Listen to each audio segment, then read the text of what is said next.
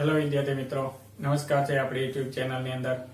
હવે chapter number 6 ની આપણે પ્રસ્તાવના જોઈ હતી. ત્યાર પછી કે આ બધા સજીવો છે એને ઉર્જાની જરૂરિયાત હોય છે, તો આ ઉર્જા સજીવો કેવી રીતે મેળવે છે. ઘણા બધા પ્રકારના સજીવો છે, તો એ બધા સજીવોને ખોરાકની જરૂરિયાત સમાન હોય છે કે સમાન પ્રકારની ઉર્જાની જરૂર રહેશે, પરંતુ એ જે ઉર્જા મેળવવા માટેની જે પદ્ધતિ છે એ પદ્ધતિ દરેક સજીવની અંદર અલગ અલગ હોય છે. કે બધા સજીવો એક સમાન રીતે આહાર કે જેને આપણે ખોરાક કહીએ છીએ એ ખોરાક મેળવતા નથી.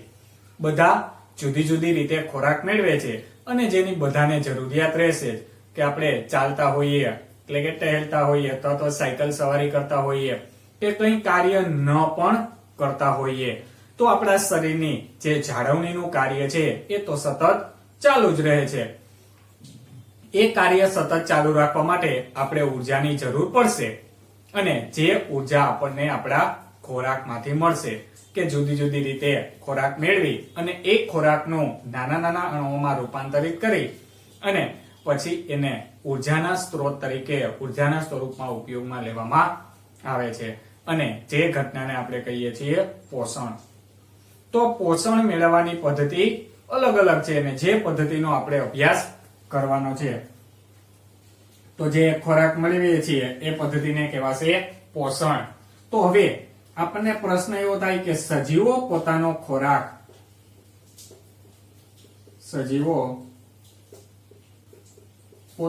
ખોરાક કેવી રીતે મેળવે છે. Question mark. કે પોષણ આપણે વાત કરી કે જુદા જુદા સજીવો જુદી જુદી રીતે ખોરાક મેળવે છે. જે ઉર્જા મેળવવા માટેનો જે માધ્યમ છે કે જેમાંથી આપણને ઉર્જા મળે છે એને આપણે આપણો રોજિંદો ખોરાક કીધો તો અથવા તો રોજિંદો આહાર કહીએ છીએ, અને એ મેળવવાની પ્રક્રિયાને કહેવાશે પોષણ.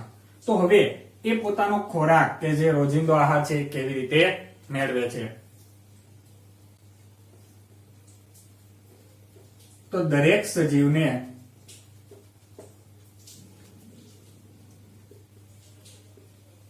ઉર્જાની જરૂરિયાત હોય છે.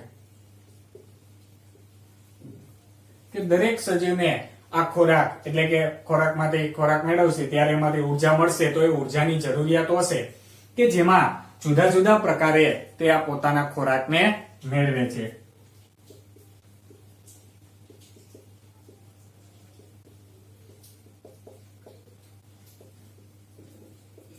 કે જેઓ જુદા જુદા પ્રકારે પોતાનો ખોરાક છે એ ખોરાકને મેળવે છે, જેમાંથી એને પોતાની ઉર્જા છે ઉર્જા મળી શકશે. હવે આ ઉર્જા મેળવવા માટે કેટલાક સજીવો છે એ પોતાની જાતે ખોરાક બનાવે છે, કે જે સ્વયંપોષી સજીવો આપણે જેને કીધા હતા કે જે કાર્બન ડાયોક્સાઇડ નો ઉપયોગ કરી કાર્બન ડાયોક્સાઇડ અને પાણીનો ઉપયોગ કરી પોતાનો ખોરાક બનાવે છે. કે એમાંથી આપણે લખીએ કે અમુક સજીવો બહારથી અકાર્બનિક ઘટકો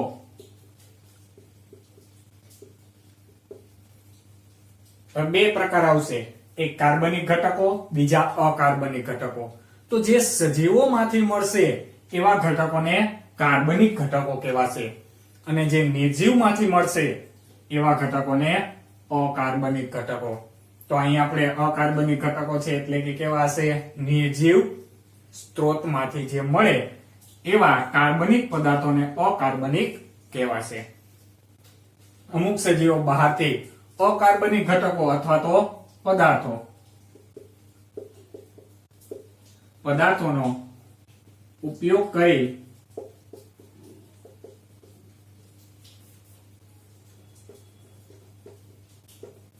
પોતાનો ખોરાક બનાવે છે. કે અકાર્બનિક ઘટકોનો ઉપયોગ કરી અને પોતાના ખોરાકનું છે નિર્માણ કરશે, કે પોતાના શરીરની અંદર જાતે જ ખોરાકનું છે નિર્માણ કરશે, તો આવા સજીવો કેવા છે, સ્વયં પોષી સજીવો છે. કે આ સજીવો ક્યાં છે, તો તો કે સજીવોને કહેવાશે સ્વયંપોષી સજીવો, જે બહારથી અકાર્બનિક એટલે કે નિર્જીવ ઘટકો કાર્બન ડાયોક્સાઇડ અને પાણી એ કઈ તમને સજીવમાંથી મળશે નહીં, એ નિર્જીવ ઘટક કહેવાશે. એટલે અકાર્બનિક પદાર્થો, એ અકાર્બનિક પદાર્થોનો ઉપયોગ કરી અને પોતાનો ખોરાક એટલે કે હવે સજીવની અંદર નિર્માણ થયું એટલે હવે એ અકાર્બનિક માંથી કાર્બનિક બની જશે.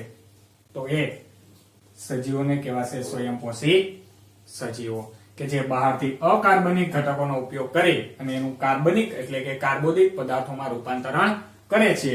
આ સજીવો સ્વયંપોષી સજીવો છે.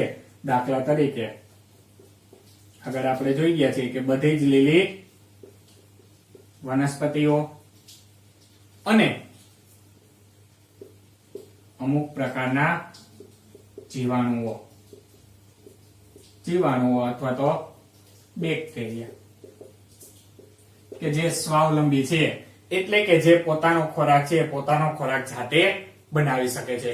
તો પેલો પ્રકાર થયો કે આ રીતે સજીવો ખોરાક મેળવે છે. હવે એ તો અકાર્બનિક ઘટકો નિર્જીવ ઘટકોમાંથી સંપૂર્ણ સૂર્યપ્રકાશ, પાણી અને કાર્બન ડાયોક્સાઇડ નો ઉપયોગ કરી ખોરાક જાતે બનાવી શકશે. હવે અમુક સજીવો એવા છે કે જે કાર્બનિક ઘટકોને પોતાની અંદર ગ્રહણ કરી અને પછી એનું નાના નાના અણુઓમાં વિખંડન કરે છે. તે વિખંડન કરવું જરૂરી છે, ત્યારે જ એના કોષો છે એનો ઉપયોગ કરી શકશે, એમાંથી ઉર્જા છે એ મેળવી શકે છે. તો બીજા સજીવો કે જે બહારથી કાર્બનિક પદાર્થોને, હવે જો અહીંયા કાર્બનિક પદાર્થો આવ્યા તો એ કાર્બનિક પદાર્થો એટલે શેમાંથી મળશે? સજીવમાંથી. એ આપણે આગળ 15મા ચેપ્ટરની અંદર જોઈ ગયા હતા કે દરેક જે બીજા સજીવો છે વનસ્પતિઓ સિવાયના એ બધા જ આ સ્વયંપોષી સજીવો ઉપર આધારિત છે. એટલે કે આપણે શેમાંથી ખોરાક મેળવીશું? તો કે સજીવમાંથી, વનસ્પતિમાંથી. તો આપણે વનસ્પતિ જે સજીવ છે એમાંથી મેળવા એટલે કેવા ઘટકો કહેવાશે? કાર્બનિક. અને કોઈ સજીવમાંથી મેળવા નથી, એટલા માટે અકાર્બનિક ઘટકો હતા કે જે બહારથી કાર્બનિક પદાર્થોને ગ્રહણ કરીને તેને નાના અણુઓમાં અથવા તો ઘટકોમાં, નાના અણુઓમાં વિઘટન કરે છે અને પછી એનો ઉર્જા સ્વરૂપમાં ઉપયોગ થાય છે.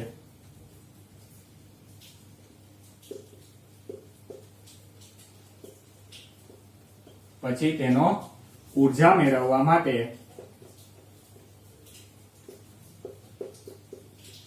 ઉપયોગ કરે છે. કારણ કે આ સજીવો પાસે ક્લોરોફિલ નથી, એટલા માટે એ અકાર્બનિક ઘટકોમાંથી પોતાનો ખોરાક મેળવી શકશે નહીં. જે કાર્બનિક પદાર્થોને ગ્રહણ કરી અને પોતાના ખોરાક છે એ મેળવશે, નાના નાના અણુઓમાં વિઘટન કરે છે. તો આ વિઘટનની ક્રિયા છે, આ વિઘટનની ક્રિયા, કારણ કે કોઈ પદાર્થને તોડવો છે તો એના માટે આપણા શરીરની અંદર એવા ઉદ્દીપક આવેલા છે જેને જૈવિક ઉદ્દીપક કહેવાશે. પ્રથમ ચેપ્ટરની અંદર આપણે એવું ભણ્યા છીએ કે કોઈ રાસાયણિક પ્રક્રિયા છે, રાસાયણિક પ્રક્રિયા થાય છે તો એની હાજરી, અમુક પદાર્થોની હાજરી એમાં રાખવામાં આવે કે જેનાથી પ્રક્રિયા વધારે ઝડપથી થાય. કે જો એ પદાર્થ તમે ન રાખો તો ધીમે ધીમે થશે. જો એ પદાર્થ ત્યાં રાખવામાં આવશે, એની હાજરી હશે માત્ર, તો પ્રક્રિયા છે એ ખૂબ જ ઝડપથી થશે. જેમ કે તમે ક્લાસરૂમની અંદર બેઠા છો તો તમે કઈ વાંચવાની ક્રિયાઓ છે થશે નહીં, કે ધીમે થશે. પરંતુ જો ત્યાં શિક્ષકની હાજરી હશે તો એ પ્રક્રિયા છે થોડી કેવી થશે? ઝડપી. તો એ શિક્ષકની હાજરીમાં પ્રક્રિયા ઝડપી થઈ, ફટાફટ થઈ. અથવા એ જ રીતે બીજું ઉદાહરણ કે કોઈ પ્રશ્ન છે જે આપણે સમજી શકતા નથી તો એને તમારે સમજવામાં વાર લાગશે ડાયરેક્ટલી, પરંતુ જો કોઈ શિક્ષકની મદદથી તમે સમજશો તો એ પ્રક્રિયા કેવી થઈ જશે? ઝડપથી તમે સમજી શકશો. તો એ શિક્ષક દ્વારા, તો એ શિક્ષક છે શું કહેવાશે? ઉદ્દીપક કહેવાય, કે જેની હાજરીમાં પ્રક્રિયા છે ઝડપી અને સરળ બની, એટલે કે ફટાફટ થઈ. તો આ વિઘટનની ક્રિયા જૈવિક ઉદ્દીપકો દ્વારા થાય છે. રાસાયણિક પ્રક્રિયામાં જે ભાગ લે, આખી પ્રક્રિયામાં ભાગ નહીં લે, પરંતુ રાસાયણિક પ્રક્રિયાની અંદર તમે જે ઉપયોગ કરશો એને ખાલી ઉદ્દીપક કહેવાશે. જૈવ રાસાયણિક સજીવોની અંદર જે ઉપયોગ થશે એને કહેવાશે જૈવિક ઉદ્દીપક. તો જૈવિક ઉદ્દીપક કહેવાશે, અથવા તો જૈવિક ઉદ્દીપક દ્વારા થાય છે જેને ચક્કો કહેવાય, ઉત્સેચક કે જેને ઉત્સેચકો કહેવાશે. તો આપણી પાસે બે શબ્દ આવશે, એક ઉદ્દીપક, એક ઉત્સેચક. જો ઉદ્દીપક ઉપયોગ થાય તો એ રાસાયણિક પ્રક્રિયામાં હશે, અને જ્યારે જૈવ રાસાયણિક પ્રક્રિયા હશે તો એની અંદર જે આવા પદાર્થો ઉપયોગ થશે કે જેની હાજરીમાં નાના નાના અણુઓમાં રૂપાંતરિત થાય છે અથવા તો પ્રક્રિયા થાય છે, તો જો જૈવિક ક્રિયાઓ હશે, સજીવોની અંદર થતી હશે, તો એને આપણે કહેશું ઉત્સેચક અથવા તો જૈવિક ઉદ્દીપક. તો આવી બીજા પ્રકારના સજીવોમાં થાય છે. તો આવા સજીવોને કેવા કહેવાશે? કે આ સજીવોને વિષમપોષી સજીવો કહે છે. તો આ બીજા પ્રકારના સજીવો થયા. પેલા હતા સ્વયંપોષી, જાતે બનાવતા હતા ખોરાક, અકાર્બનિક ઘટકોનો ઉપયોગ કરીને કાર્બોદિતમાં રૂપાંતર કરતા હતા. આ સજીવો છે વિષમપોષી સજીવો કે જે બહારથી જ કોઈ સજીવમાંથી જ કાર્બનિક પદાર્થોને મેળવે છે અને પછી શરીરની અંદર એને નાના નાના ઘટકોમાં વિઘટન કરે છે, તો એને કીધા વિષમપોષી સજીવો. તો આ વિષમપોષી સજીવો છે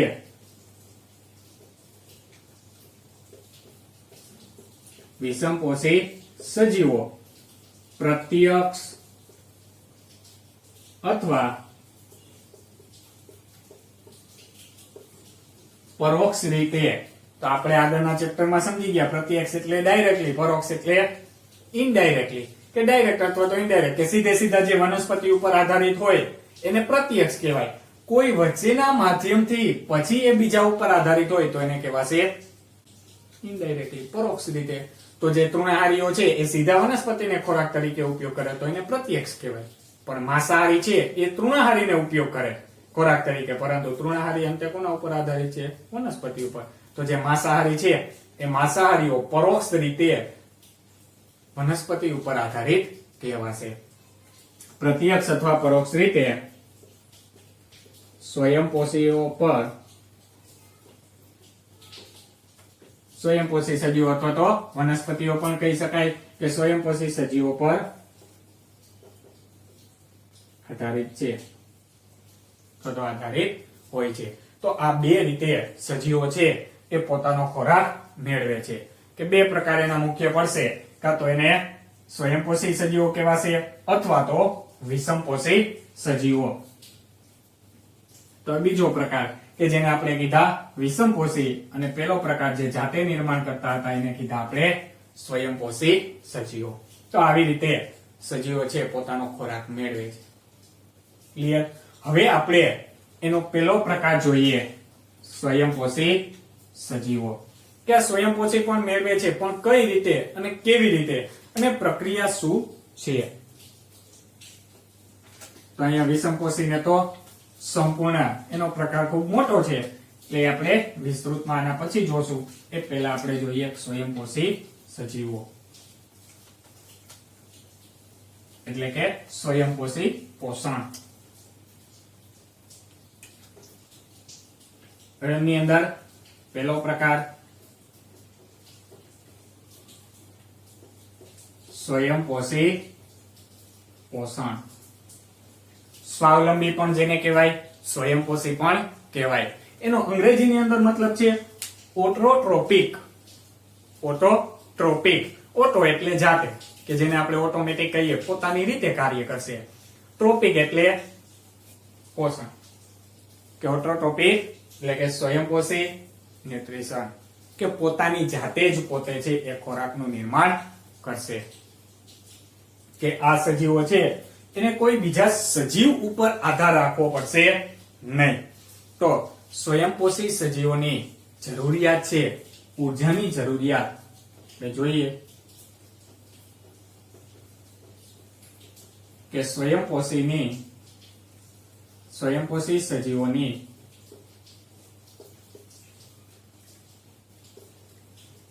ઉર્જાની જરૂરિયાત કે સ્વયંપોષી છે એને જે ઉર્જાની જરૂરિયાત છે એ ઉર્જાની જરૂરિયાત પ્રકાશ સંશ્લેષણ દ્વારા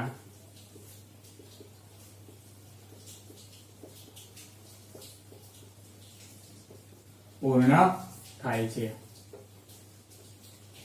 કે આ સ્વયંપોષી સજીવો છે એ સ્વયંપોષી સજીવોને જે ઉર્જાની જરૂર છે, દરેક સજીવને ઉર્જાની જરૂર તો છે જ, તો આ જે સ્વયંપોષીને જે જરૂરિયાત છે એ કઈ ક્રિયા દ્વારા? પ્રકાશ સંશ્લેષણની ક્રિયા દ્વારા. હવે આ પ્રકાશ સંશ્લેષણની ક્રિયા શું છે? તો એ તો આપણે શબ્દ વારંવાર સાંભળ્યો છે કે વનસ્પતિ જે પોતાનો ખોરાક મેળવે છે એ ખોરાક મેળવવાની ક્રિયાને પ્રકાશ સંશ્લેષણની ક્રિયા કહે છે. તો હવે શું છે ક્રિયા? તો કે આ તે પ્રક્રિયા છે, આ તે ક્રિયા છે કે જેમાં સ્વયંપોષી સજીવો છે એ બહારથી અકાર્બનિક ઘટકોમાંથી કાર્બોદિતમાં તેને રૂપાંતરણ કરે છે. કે આ તે ક્રિયા છે જેમાં અકાર્બનિક ઘટકોનું કાર્બનિક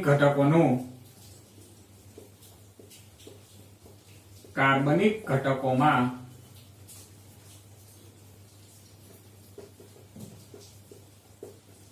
રૂપાંતરણ થાય છે. કે અકાર્બનિક ઘટકો માંથી શેમાં રૂપાંતરિત કરશે? કાર્બનિક ઘટકો. કાર્બનિક એટલે હવે સજીવમાં આવી ગયા, વનસ્પતિમાં આવી ગયા, તો હવે એને કેવા છે? કાર્બનિક ઘટકો. હવે એ અકાર્બનિક ઘટકો કયા કયા છે? તો કે આ અકાર્બનિક ઘટકો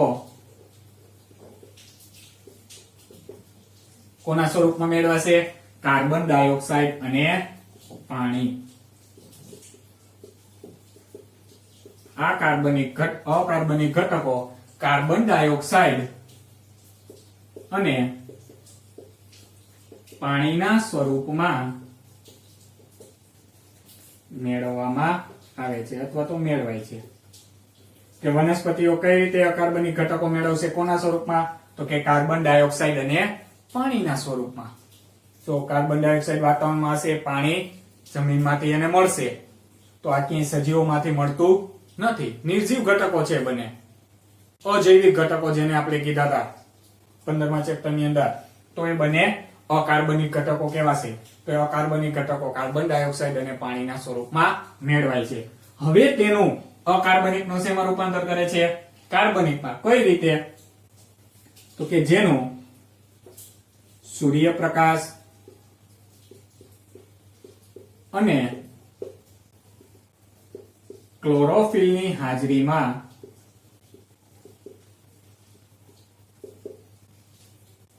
સૂર્યપ્રકાશ અને ક્લોરોફિલ કે જે વનસ્પતિના લીલા પર્ણની અંદર લીલા રંગનું જે દ્રવ્ય આવેલું છે એને હરિતદ્રવ્ય કહેવાય, એટલે કે બીજું નામ ક્લોરોફિલ છે. જેનું સૂર્યપ્રકાશ અને ક્લોરોફિલની હાજરીમાં કાર્બોદિતોમાં રૂપાંતરણ થાય છે. કાર્બોદિત. હવે અહીંયા કાર્બોદિત એટલે આપણે કહેશું જે તે વનસ્પતિ છે વનસ્પતિનો ખોરાક કાર્બનિક પદાર્થ ગ્લુકોઝ ના સ્વરૂપમાં કાર્બોદિતોમાં રૂપાંતરણ થાય છે. એટલે કે હવે આ કાર્બનિક પદાર્થ બની ગયા. પેલા કેવા હતા? અકાર્બનિક. એ અકાર્બનિક નું કે જેનું સૂર્યપ્રકાશ અને ક્લોરોફિલમાં, જેનું એટલે કોનું? તો કે અકાર્બનિક ઘટકો ક્યાં ક્યાં? કાર્બન ડાયોક્સાઇડ અને પાણી. કે જેનું સૂર્યપ્રકાશ અને ક્લોરોફિલની હાજરીમાં કાર્બોદિતોમાં એટલે કે વનસ્પતિના ખોરાકના સ્વરૂપમાં રૂપાંતરણ થાય છે. તો અહીંયા થઈ ગયું અકાર્બનિક ઘટકોનું કાર્બનિક ઘટકોમાં રૂપાંતરણ, કે વનસ્પતિ છે એનો ખોરાકનું નિર્માણ થઈ ગયું. કે જેમાં કે જે વનસ્પતિઓ દ્વારા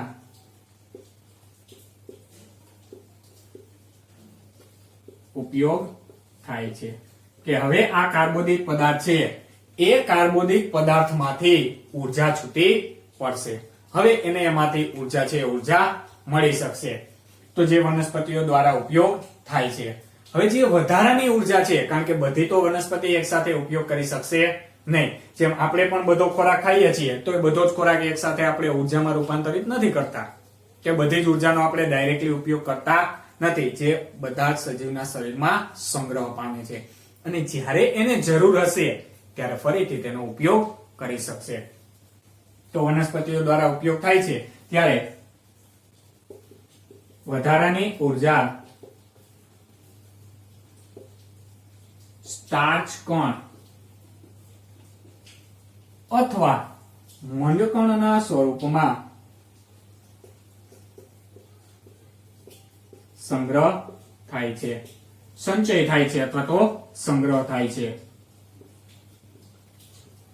કે સ્ટાર્ચ કણ કાર્બોદિત પદાર્થ છે, બહુ મોટી શૃંખલા છે એનું બંધારણ, અથવા તો મંડકણ કહેવાશે કે જેના સ્વરૂપમાં વધારાની ઉર્જા છે એ વધારાની ઉર્જા સંગ્રહ થઈ જશે, સંચય પામે છે અને વનસ્પતિઓ તેનું તેને જરૂરિયાત પ્રમાણે તો જરૂરિયાત મુજબ ઉપયોગમાં લઈ શકે છે.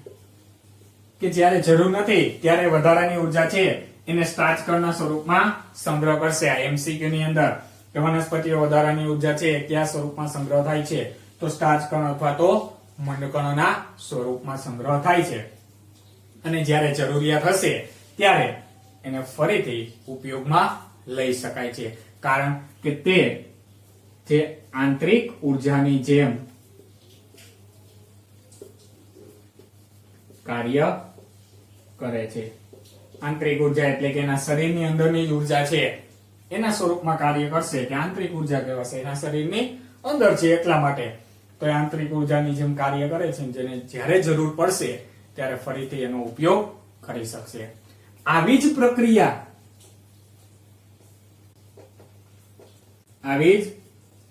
અથવા તો ક્રિયા આપણા શરીરમાં પણ થાય છે.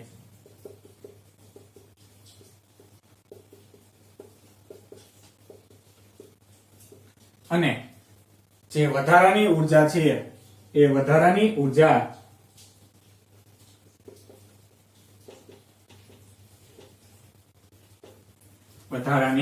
ઉર્જા ગ્લાયકોજનના સ્વરૂપમાં પણ એક કાર્બોદિત પદાર્થ છે, ગ્લુકોઝના ઘણા બધા આની અંદર અણુઓ રહેલા હોય, C6H12O6 એ ગ્લુકોઝના ઘણા બધા અણુઓ રહેલા હોય, ગ્લાયકોજન કે એ ગ્લાયકોજનના સ્વરૂપમાં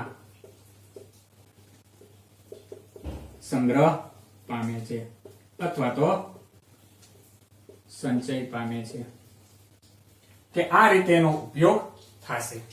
તો આ હતું સ્વયંપોષી પોષણ, કે જેમાં અકાર્બનિક ઘટકો બહારથી મેળવવા રૂપાંતરણ કરશે. જે પ્રક્રિયા છે એ પ્રક્રિયાને આપણે નામ આપ્યું પ્રકાશ સંશ્લેષણ. કે પ્રકાશ સંશ્લેષણની ક્રિયા દ્વારા ઉર્જા સંગ્રહ સ્વરૂપમાં એને રૂપાંતરિત કરી નાખશે, કે જેમાં અકાર્બનિક ઘટકોનું કાર્બનિક ઘટકોમાં રૂપાંતરણ થાય છે. અકાર્બનિક ઘટકો કયા સ્વરૂપમાં લેવાશે? કાર્બન ડાયોક્સાઇડ અને પાણી, જેને ક્લોરોફિલ અને સૂર્યપ્રકાશની હાજરીમાં કાર્બોદિત પદાર્થ એટલે કે પોતાના ખોરાકમાં રૂપાંતરિત કરી નાખે છે અને વનસ્પતિઓ દ્વારા ઉપયોગ થાય છે. અને વધારાની ઉર્જા છે એ બધી સ્ટાર્ચ કણ અથવા તો મંડકણના સ્વરૂપમાં સંગ્રહ થાય છે, જે આંતરિક ઉર્જાની જેમ કાર્ય કરે છે, તે અંદર રહેલી ઉર્જાની જેમ. અને આપણા શરીરમાં જે વધારાની ઉર્જા છે એ ગ્લાયકોજનના સ્વરૂપમાં સંગ્રહ પામે છે. આ બીજો એમસીક્યુ. હવે આની અંદર આટલું લખવાનું થશે આ પ્રશ્નની અંદર સ્વયંપોષી પોષણ પદ્ધતિમાં, અને એનું એક સમીકરણ છે કે સમીકરણ લખવાનું થશે કે કઈ રીતે તેઓ ઉર્જા મેળવે છે. તો એના માટે આપણે જોઈએ, હવે સમીકરણ લખીએ.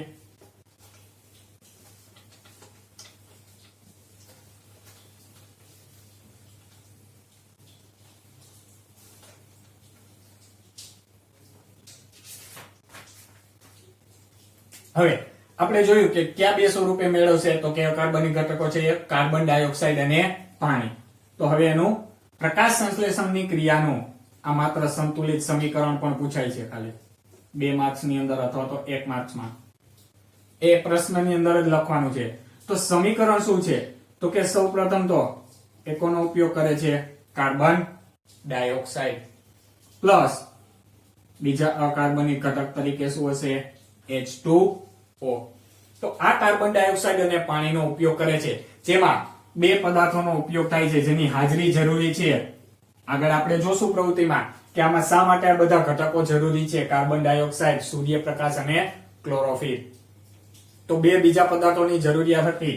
એક હતી સૂર્યપ્રકાશ અને બીજું હતું ક્લોરોફિલ, કે આની મદદ વગર એ ઉર્જાનું રૂપાંતરણ થશે નહીં. તો કાર્બન ડાયોક્સાઇડ, પાણી અકાર્બનિક ઘટકો જેનું સૂર્યપ્રકાશ અને ક્લોરોફિલની હાજરીમાં પોતાના ઉર્જા સંગ્રહ સ્વરૂપ એટલે કે કાર્બોદિતમાં રૂપાંતરણ થશે. તો કાર્બોદિત પદાર્થ તરીકે બનશે C6H12O6, જેનું નામ થશે ગ્લુકોઝ.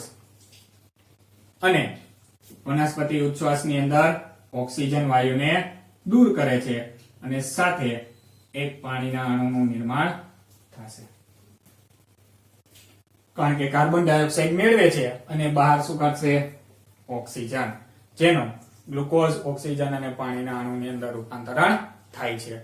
હવે આ સમીકરણને સંતુલિત અવસ્થામાં લખવું જરૂરી છે. બેલેન્સિંગ, ડાબી બાજુ, જમણી બાજુ.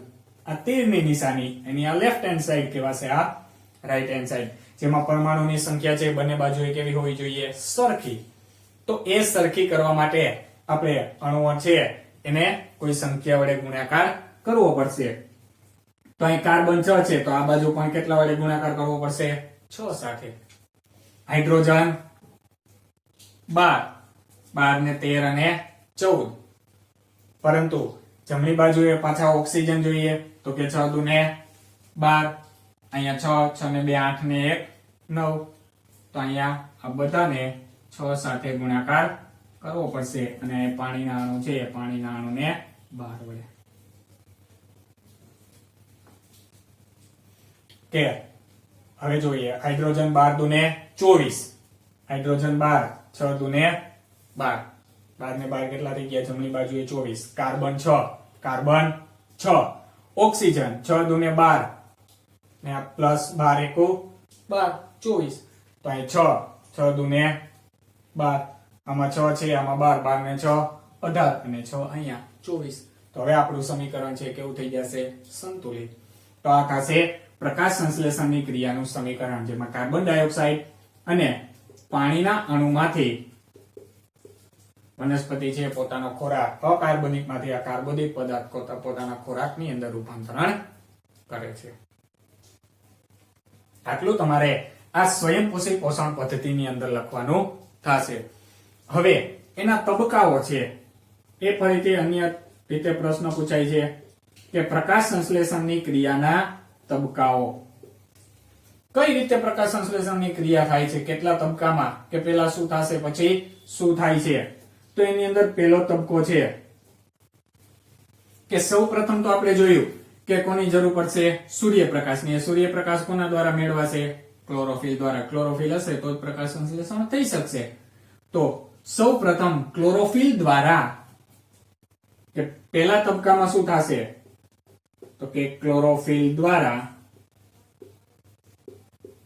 પ્રકાશ ઉર્જાનું કે સૂર્યપ્રકાશની અંદર ઉર્જા છે પ્રકાશ ઉર્જાનું શોષણ થશે. ક્લોરોફિલ દ્વારા પ્રકાશ ઉર્જાનું શોષણ, તો પહેલો તબક્કો થયો. હવે જે આ પ્રકાશ ઉર્જા છે એ પ્રકાશ ઉર્જા એની સાથે સાથે કાર્બન ડાયોક્સાઇડ, પાણી હતો. પ્રકાશ ઉર્જા અજૈવિક ઘટક છે એટલે અકાર્બનિક કહેવાશે. એમાંથી ખોરાકમાં રૂપાંતરણ થાય છે તો ખોરાક બને છે એટલે કે એ રાસાયણિક ઉર્જા કહેવાશે.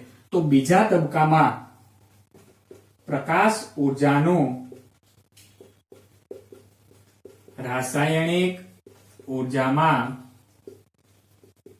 રૂપાંતરણ થશે. કે બીજા તબક્કાની અંદર શું થશે તો કે પ્રકાશ ઉર્જાનું રાસાયણિક ઉર્જામાં રૂપાંતરણ. અને એમ પણ લખી શકાય કે પાણીના અણુઓ છે એનું હાઇડ્રોજન અને ઓક્સિજનના સ્વરૂપમાં રૂપાંતર થશે.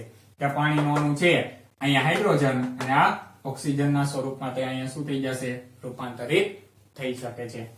અને ત્રીજા તબક્કાની અંદર મુખ્ય જે ઘટક કે આ જે કાર્બોદિત પદાર્થ બને છે ગ્લુકોઝ, અથવા તો એને આપણે લખીએ કેવો પદાર્થ, કાર્બોદિત પદાર્થ, તો એ કઈ રીતે બને છે? તો કે આ કાર્બન ડાયોક્સાઇડ છે એ કાર્બન ડાયોક્સાઇડ નું રિડક્શન થાય છે. રિડક્શન એટલે અહીંથી ઓક્સિજન દૂર થવો. રિડક્શન પ્રક્રિયા એટલે ઓક્સિજન દૂર થવો. તો અહીંયા કાર્બન પાસેથી ઓક્સિજન દૂર થઈ અને ગ્લુકોઝ નું નિર્માણ થાય છે એટલે એને રિડક્શન કહેવાશે. તો ત્રીજા તબક્કામાં કાર્બન ડાયોક્સાઇડ નું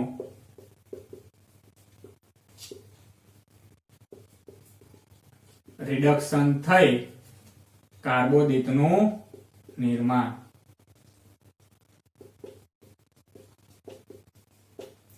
આ 3 તબક્કાની અંદર પ્રકાશ સંશ્લેષણની ક્રિયાઓ થાય છે. આ 2 માર્ક્સની અંદર પ્રશ્ન પૂછાય કે પ્રકાશ સંશ્લેષણની ક્રિયાના તબક્કાઓ જણાવો. સાથે સમીકરણ પણ પૂછી શકે અથવા સ્વયંપોષી પોષણ પદ્ધતિ સમજાવો તો એ પણ પૂછાય. કઈ તબક્કાઓ આવશે કે સૌપ્રથમ ક્લોરોફિલ દ્વારા પ્રકાશ ઉર્જા છે પ્રકાશ ઉર્જાનું શોષણ થશે. બીજા તબક્કાની અંદર કે જે પ્રકાશ ઉર્જા શોષણ થઈ છે એનું રાસાયણિક ઉર્જામાં એટલે કે ખોરાકના સ્વરૂપમાં રૂપાંતરિત થશે. કે આપણને જે ખોરાક ખાઈએ છીએ એમાંથી જે ઉર્જા મળશે એ રાસાયણિક ઉર્જા કહેવાશે. અને ત્રીજામાં કાર્બન ડાયોક્સાઇડ નું રિડક્શન થઈ અને કાર્બોદિત પદાર્થનું નિર્માણ એટલે કે ગ્લુકોઝનું પોતાના ખોરાકનું નિર્માણ થશે. તો આ રીતે પ્રકાશ સંશ્લેષણની ક્રિયાઓ થાય છે. પરંતુ એમાં જરૂરી નથી કે દરેક પ્રક્રિયાઓ છે દરેક તબક્કાઓ ક્રમશઃ જ થાય. કારણ કે જે રણ નિવાસી વનસ્પતિ છે જેને મરુ નિવાસી અથવા તો મરુદભિદ કહેવાશે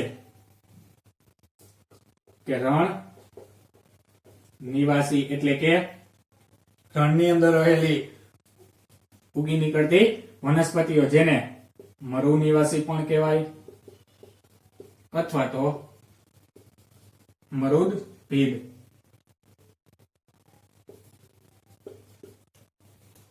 કે મરુ નિવાસી અથવા તો મરુદભિદ વનસ્પતિ કે રણ નિવાસી પણ કહેવાય છે.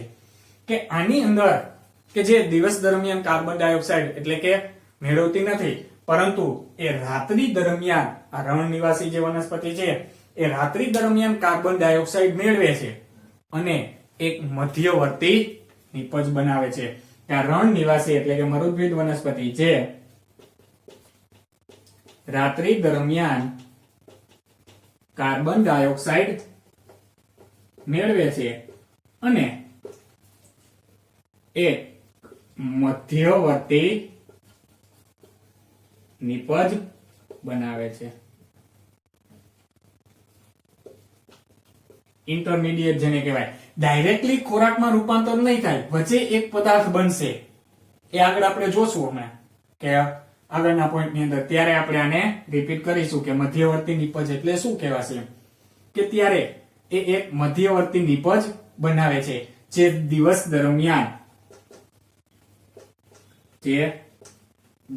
દરમિયાન સૂર્યપ્રકાશની હાજરીમાં એટલે કે દિવસ દરમિયાન સૂર્યપ્રકાશમાં કાર્યાન્વિત અથવા કાર્ય કરે છે. રાત્રિ દરમિયાન કાર્બન ડાયોક્સાઇડ મેળવી નિપજ બનાવી લેશે અને પછી દિવસ દરમિયાન એનું સૂર્યપ્રકાશની હાજરીમાં ઉર્જા સંગ્રહ સ્વરૂપમાં રૂપાંતરિત થશે. તો આ રીતે મિત્રો સ્વયંપોષી સજીવો છે પોતાનો ખોરાકનું નિર્માણ કરે છે. જેના તબક્કા આ એક મરુદભિદ વનસ્પતિઓ કે જે રાત્રિ દરમિયાન કાર્બન ડાયોક્સાઇડ મેળવી અને પછી એનું ઉર્જા સંગ્રહ સ્વરૂપમાં દિવસ દરમિયાન રૂપાંતરણ કરે છે. હવે આપણે પ્રવૃત્તિઓ જોવાની છે 3 કે જે કાર્બન ડાયોક્સાઇડ, ક્લોરોફિલ અને સૂર્યપ્રકાશ કે 3 પ્રકાશ સંશ્લેષણની ક્રિયા માટે જરૂરી છે કે નહીં. અને ત્યાર પછી આપણે પર્ણરંધ્ર વિશેનો અભ્યાસ કરીશું. Thank you very much.